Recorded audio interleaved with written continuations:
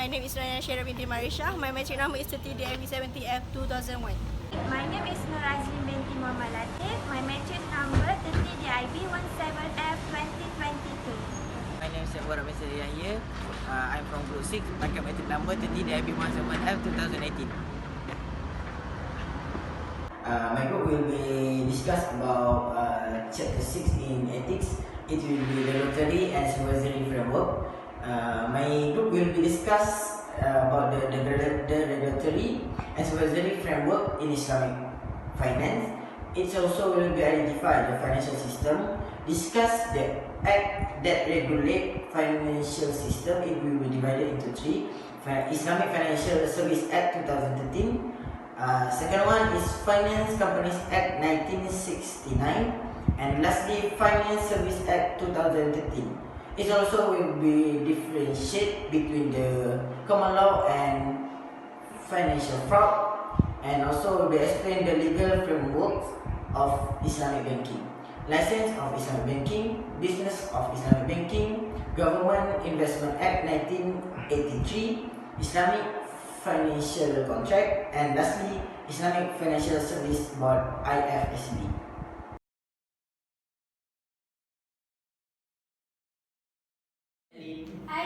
Okay, so we have learned the regulatory and supervisory framework Islamic finance, but I'm not clear at the regulatory authority. So can you help me to explain what is it? Okay, the regulatory authorities, the Securities Commission. The Securities Commission established on 1 March 1993 under Securities Commission Act 1993 with the mission to promote and maintain fair, efficient, secure and transparent securities and derivative market, and to facilitate the orderly development of an innovative and competitive capital market. Among the functions of the Securities Commission as below. Okay, regulating all matters relating to securities and futures contract, approving authority for corporate bond issue, regulating the takeover and measures of companies, licensing and supervising on licensed person, supervising exchange, clearing houses and central depositories, encouraging self-regulation, ensuring proper conduct of market, institution and licensed person. That's all.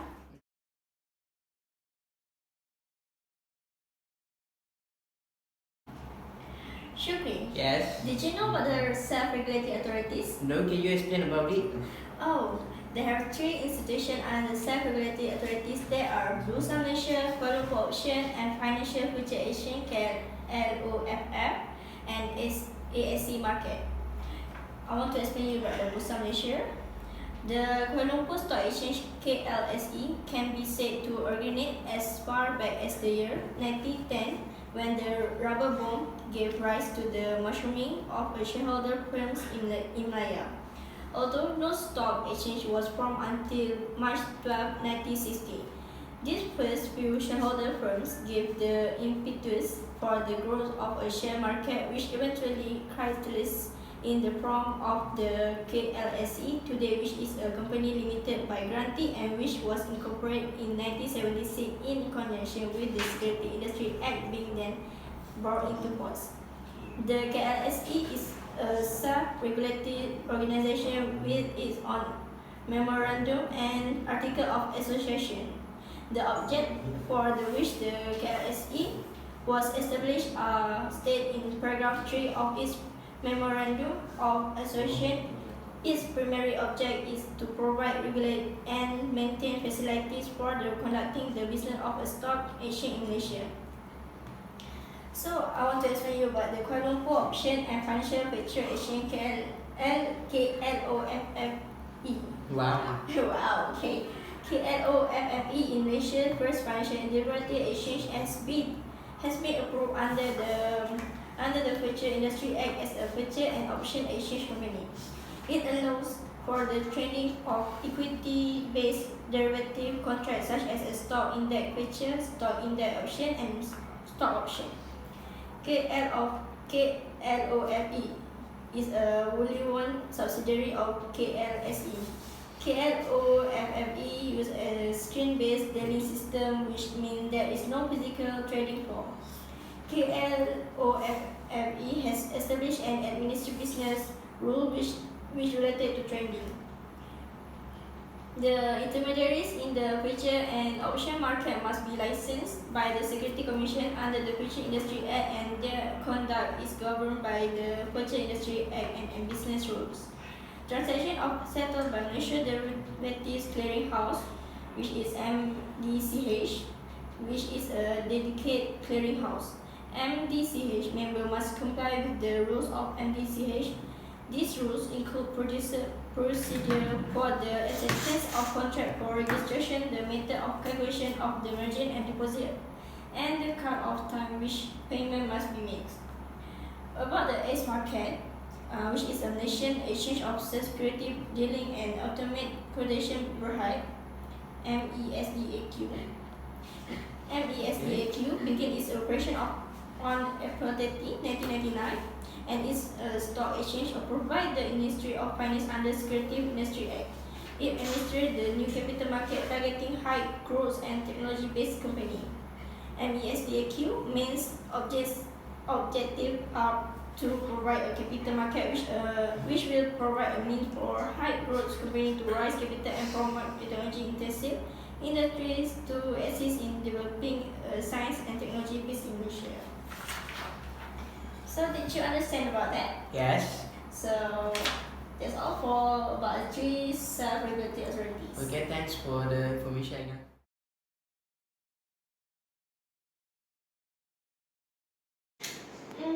Asli, Yeah. did you know about the financial system? Yes, I know.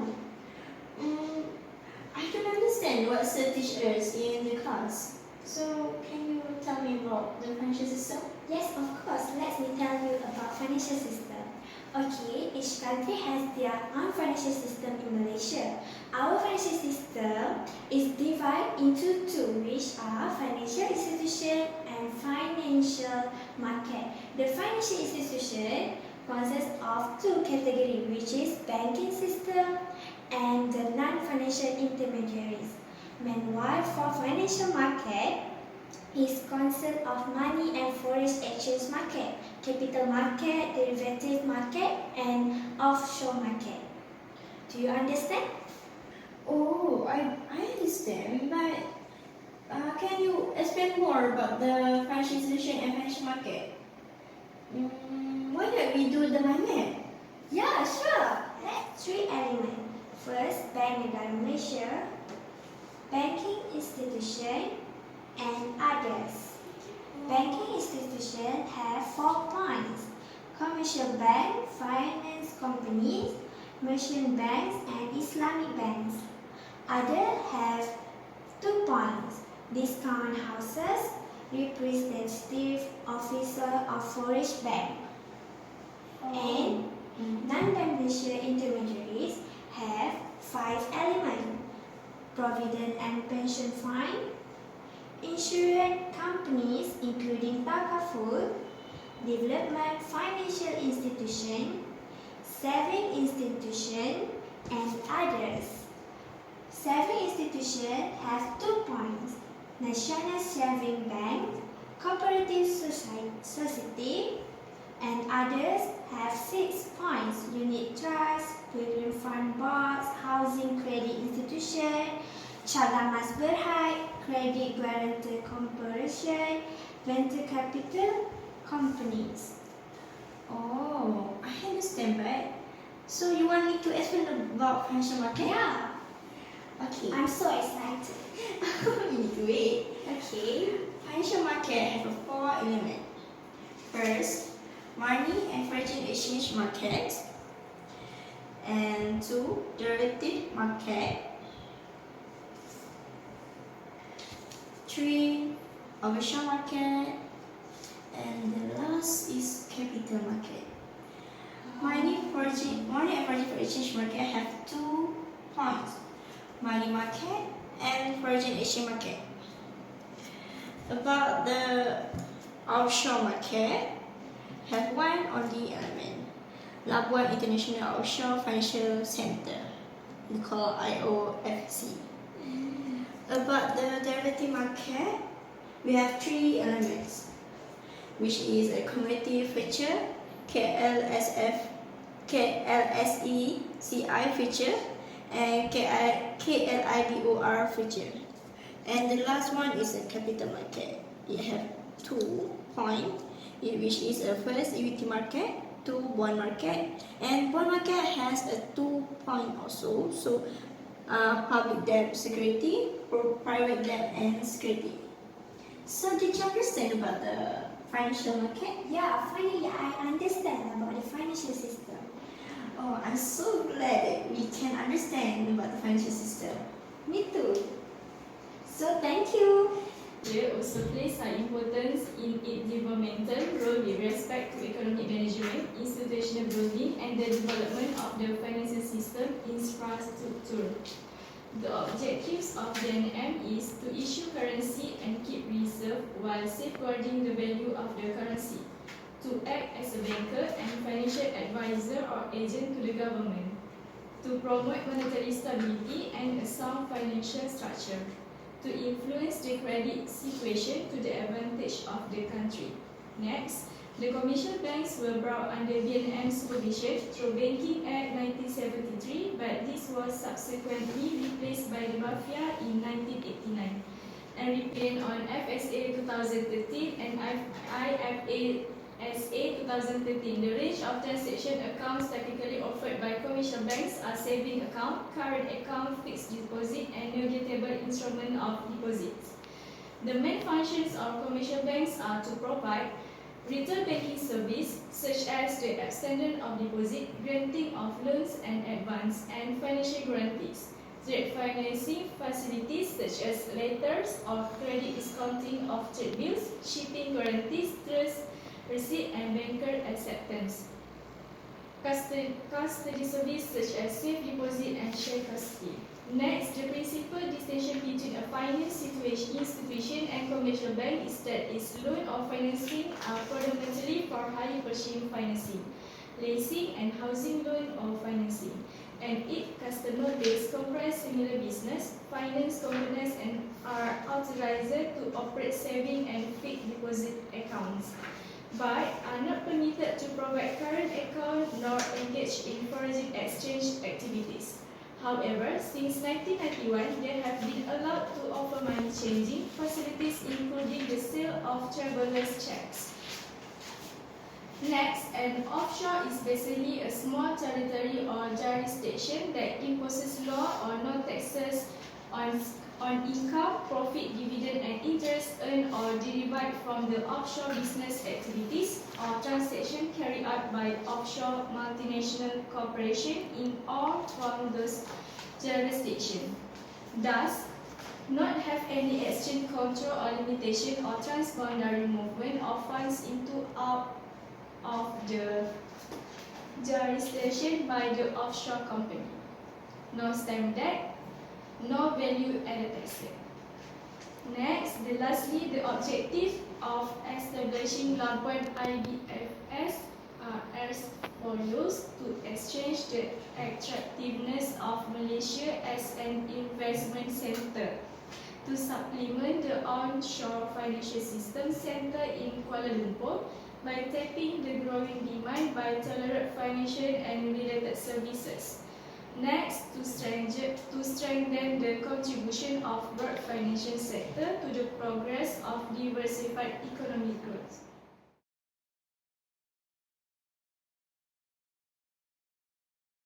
Here's a quick reminder of some important elements before you attempt the certification examination.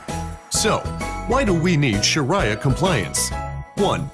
We talked about Sharia compliance providing the foundation, basis, and requirement for the Islamic financial system. 2. We highlighted that Sharia compliance distinguishes Islamic finance from its conventional equivalent.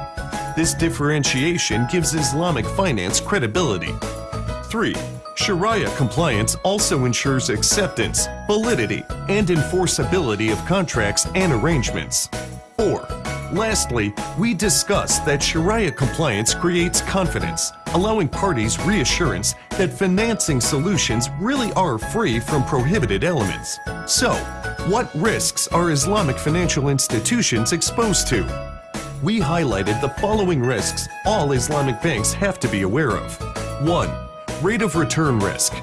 2. Displaced commercial risk. 3. Credit and market risk. 4. Liquidity risk. 5. Operational risk. 6. And, perhaps most significantly, Sharia compliance risk. We discussed that Islamic banks are exposed to similar risks as conventional banks, such as credit risk. However, we also examined the unique risks of Islamic finance, such as displaced commercial risk and Sharia compliance risk. We then looked at the very important topic of Sharia non-compliance risk measurement. For this, we highlighted that there were 3 categories of Sharia non-compliance risk, each with certain implications. 1. Firstly, tolerable. 2. Secondly, medium. 3. Lastly, severe. We discussed that a tolerable risk could be something like misleading product advertising. It's not desirable, but at the same time, it's not something that's going to render income non-recognizable. We also discussed that an example of medium risk might be something like insufficient information about a particular subject matter. Such a risk could lead to defective contracts. Lastly, we identified examples that could be classed as a severe risk, and that might include financing of gambling operations. Such a risk will lead to invalidation of contracts and non-recognition of income. We then looked at the importance of corporate governance for Islamic financial institutions, in particular, the duties and functions of the Board of Directors. Islamic Financial Services Act 2013 outlines the following as key duties for a Board of Directors as follows. 1. Manage the financial institution's business. 2. Formulate policies. 3. Manage risk and internal control. 4. Monitor performance of the institution's management. 5. Establish reporting processes. 6. Ensure effective communication. 7. Adhere to regulatory decisions. We also examined the Islamic Financial Services Board, or the IFSB's, approach to corporate governance for Islamic financial institutions, and we identified the following key aspects. 1. Establishment of Governance Committee. 2. Establishment of the Audit Committee. 3. Emphasis on ex post and ex ante roles of Sharia scholars. 4. And encouraging transparency. These elements are very important to ensure good corporate governance at an Islamic financial institution. We also took a closer look at the importance of the Sharia Committee within an Islamic financial institution and what is required under Sharia Governance Framework 2010. The Sharia Committee should have the following characteristics. 1. First, that its independence must be recognized and protected. This is vital to ensuring effective Sharia governance. 2. Second, that the Sharia Committee should report directly to the Board of Directors. 3. Third, that the committee must have full access to all information and facts. 4. Last but not least, that decisions made by the Sharia Committee should be implemented in full. Of course, we covered much more detail in the course itself, and this short video has only emphasized some key ideas. We hope you enjoy.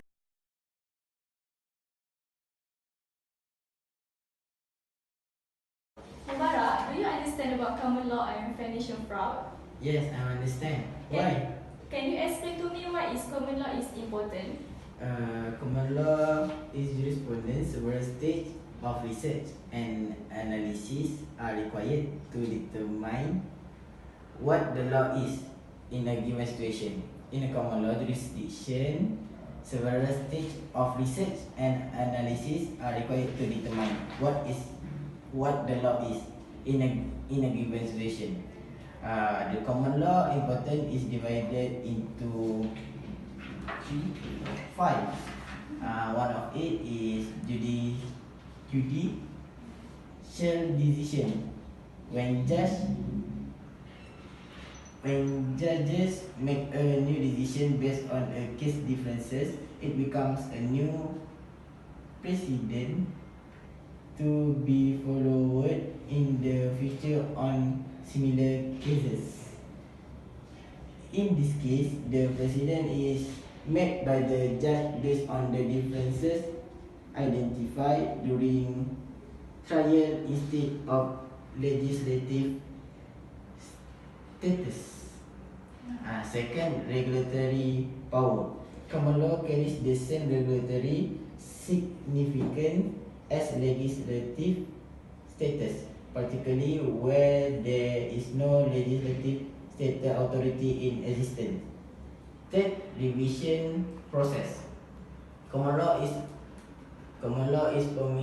permitted to revise since the progress occurs through a series of gradual steps. Number 4, governing principle.